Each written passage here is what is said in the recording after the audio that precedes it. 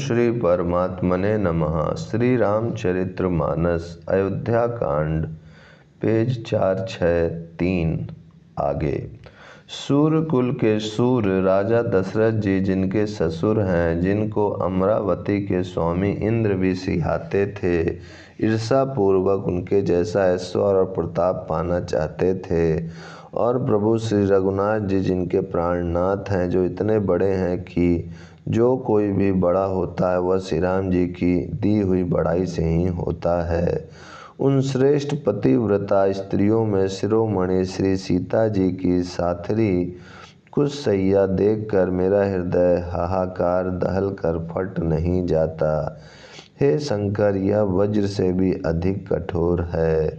मेरे छोटे भाई लक्ष्मण बहुत ही सुंदर और प्यार करने योग्य हैं। ऐसे भाई ना तो किसी के हुए न हैं और न होने के ही हैं।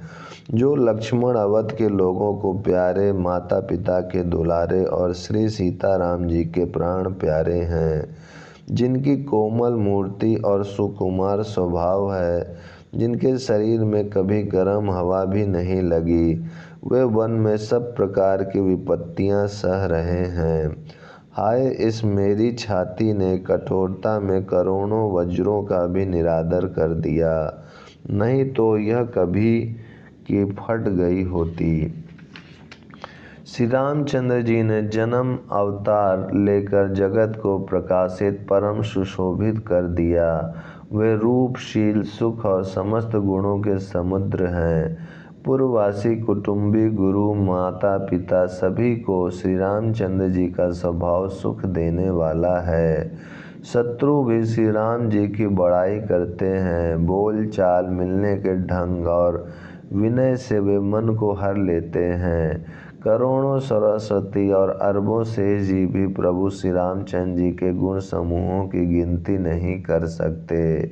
जो सुख स्वरूप रघुवंश शिरोमणि श्री रामचंद्र जी मंगल और आनंद के भंडार हैं, वे पृथ्वी पर कुशा बिछाकर सोते हैं।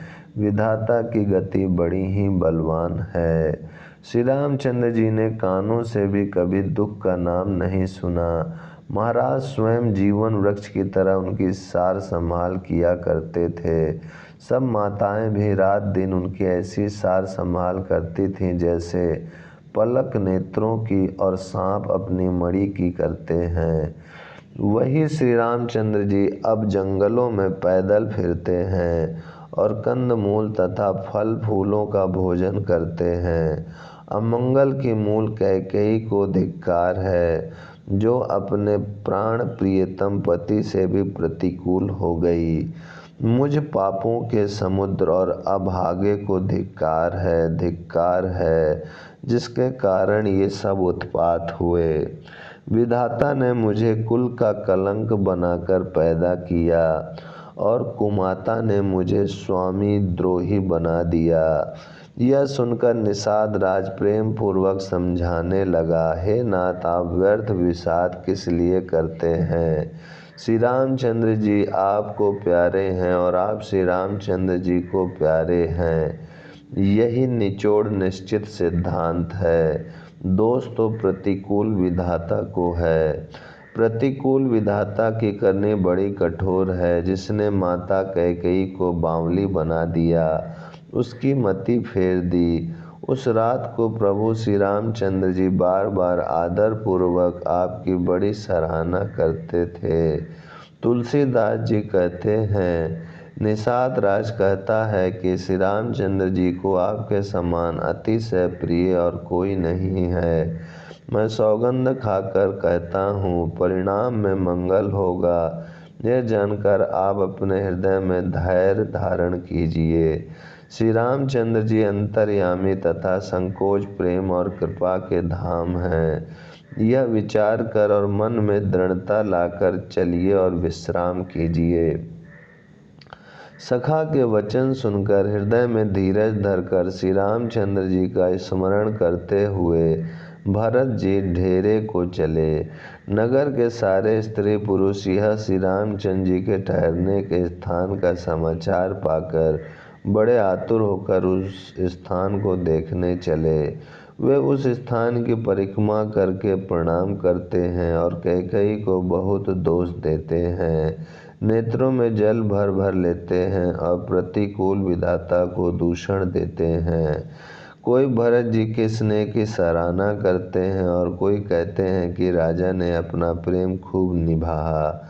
सब अपनी निंदा करके निषाद की प्रशंसा करते हैं। उस समय के विमोह और विषाद को कौन कह सकता है। इस प्रकार रात भर सब लोग जागते रहे। सवेरा होते ही खेवा लगा।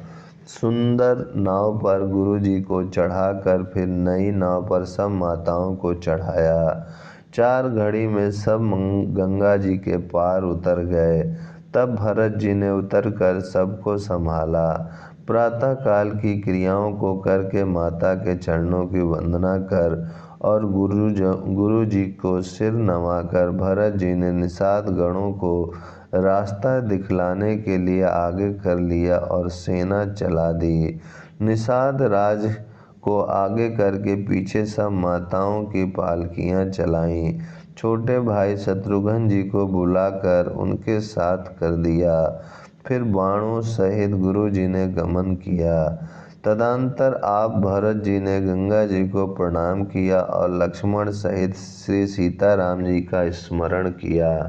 भरत जी पैदल ही चले। उनके साथ कोतल बिना सवार के घोड़े भागडोर से बंधे हुए चले जा रहे हैं। उत्तम सेवक बार बार कहते हैं कि हे नाथ, आप घोड़े पर सवार हो लीजिए।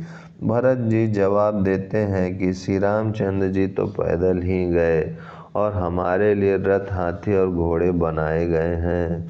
मुझे उचित तो ऐसा है कि मैं सिर के बल चलकर जाऊं। सेवक का धर्म सबसे कठिन होता है। भरत जी की दशा देखकर और कोमल वाणी सुनकर सब सेवक गण ग्लानि के मारे गले जा रहे हैं।